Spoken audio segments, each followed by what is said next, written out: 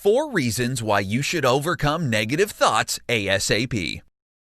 Negative thoughts do nothing for you. It weighs you down, it makes you sad, it stresses you out. No matter which way you look at it, negativity has no positive merits.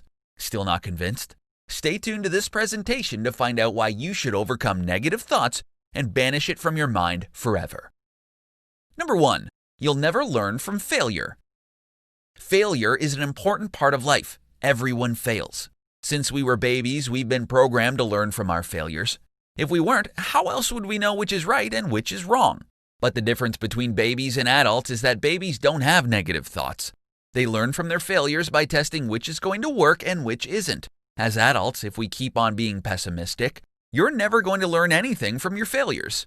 Learn to let go of the negativity, and you'll soon find there's so much to learn from your failures. Number 2. You'll find it hard to step out of your comfort zone.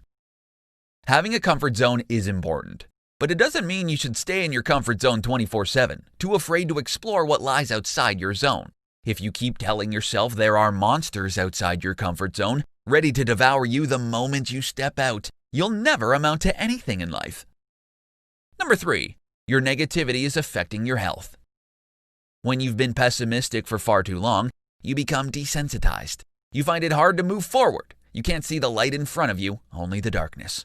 You can't do anything or go anywhere because your negative thoughts block your path. You start neglecting your health. You start ignoring your body, and pretty soon, you'll find your health failing. Number 4. You'll never achieve your dreams. With negativity comes failure. If you focus on the negative things and don't give a chance for a bit of positivity to shine its way through, then you'll never achieve your dreams. The sad reality is that you may forego all your dreams simply because you automatically assume you're going to fail. That's what negativity does to a person. It kills dreams and it kills hopes.